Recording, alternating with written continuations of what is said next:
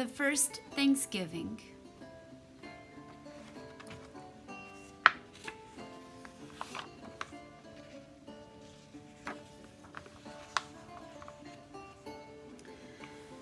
Plymouth, England, 1620.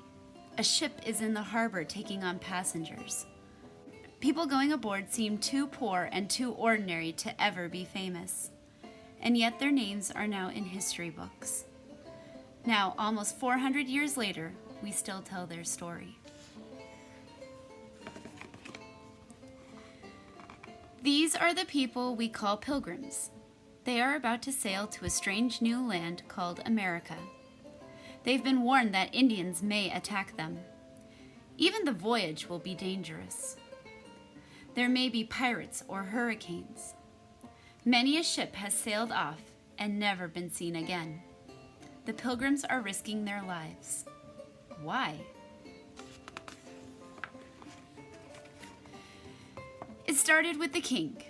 The king declared that everybody must belong to his religion. The pilgrims wanted their own religion. They tried meeting in secret. But the king sent spies to watch their houses. He sent soldiers to arrest their leaders.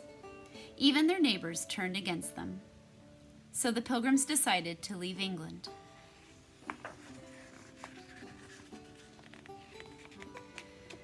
Now at last they are on the ship that will take them across the ocean, the Mayflower. Other people have joined them. Everyone hopes for a better life in America. They have given up their houses. They have said goodbye to their friends. They have said goodbye to England too. The Mayflower is on its way.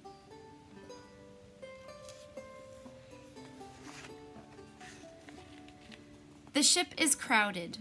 There are 102 passengers in all. Most of them must stay in one stuffy place below the deck. It is cold and damp. There is no water for washing, no toilet. Every day the pilgrims eat the same meal: pickled beef, cheese, and dry, hard bread. Some of the bread is full of worms. Even the water tastes bad. Halfway across the ocean, the Mayflower is hit by terrible storms. Week after week, huge waves crash across the deck. It seems as if the small ship will break in two.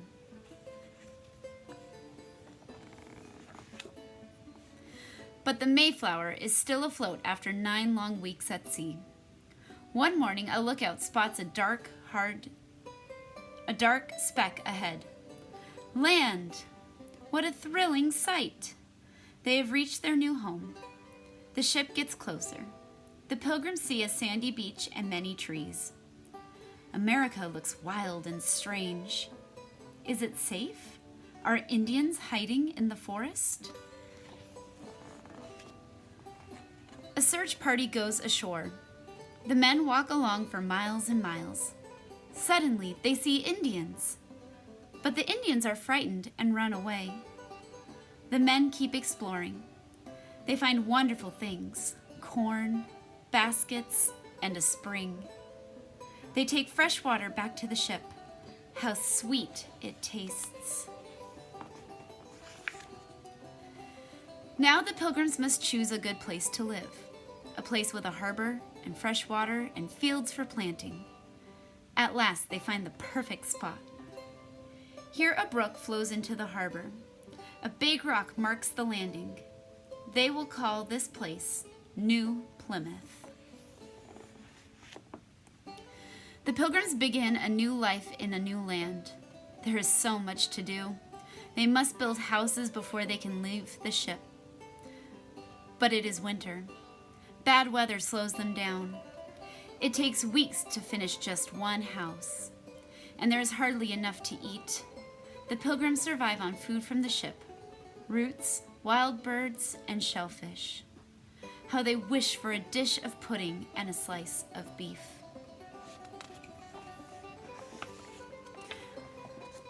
On a nearby hill, the pilgrims make a platform for their cannons. They know the Indians are watching them. They can see smoke from their campfires. They can hear them in the woods. A guard is posted day and night.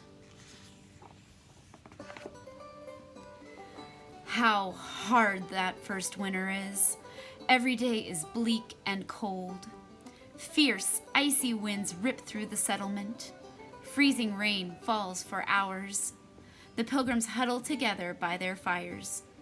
They feel miserable and so alone. Almost everyone gets sick. Many people die. The small pilgrim band gets smaller and smaller. By the end of winter, only half of the pilgrims are still alive. The pilgrims bury the dead at night in secret graves. The Indians must not know how few pilgrims are left and how weak those few are. The long, sad winter passes and spring arrives. Indians are sighted nearby. They come closer and closer. Then one day an Indian walks right into the settlement. The children are terrified. But the Indian smiles and says, "Welcome." His name is Samoset. He speaks English. He learned it from sea captains. The pilgrims ask Samoset many questions. They give him presents. They want to trust this friendly Indian. Samoset comes back with an Indian named Squanto. Squanto speaks even better English. He likes the pilgrims and he decides to live with them. He shows them how to survive in the wilderness, how to hunt for deer, and where to find berries and herbs. He also shows them how to plant corn the Indian way. The Indians put fish in the ground when they plant their seed. The fish make the soil richer. The pilgrims want to make friends with all their Indian neighbors. Squanto and Samoset tell them all about an Indian king called Massasoit. He is a great and wise leader. Massasoit comes to visit Plymouth. The pilgrim governor bows and kisses the Indian king's hand. Then they walk and talk together. A treaty is made. The pilgrims and the Indians will not harm each other. There will be peace. The Indian leader draws his sign. The governor writes his name. The treaty is kept for 54 years. In April, the Mayflower sails back to England. The pilgrims are sad to see it leave. But not one of them leaves with it. They all want to stay in America. The pilgrims work hard all summer. In the fall, the fields are full of good things to eat. It is a time of plenty for the pilgrims. How thankful they are. They have food and shelter and new friends, the Indians. The pilgrims decide to invite the Indians to a Thanksgiving feast. Massasoit promises to come. What a surprise! Massasoit arrives with 90 Indians. The pilgrims are worried. How can they feed so many people? But Massasoit knows what to do. He sends some men into the forest. They come back with 5 deer. Now there is enough for everyone. The oldest pilgrim says a prayer of thanks. Then the feast begins. Everyone eats so much. Turkey, lobster, goose, deer meat, onions, pumpkin, cornbread, berries. The feast lasts for 3 days. People eat and sleep, then eat again. The Indians do special dances.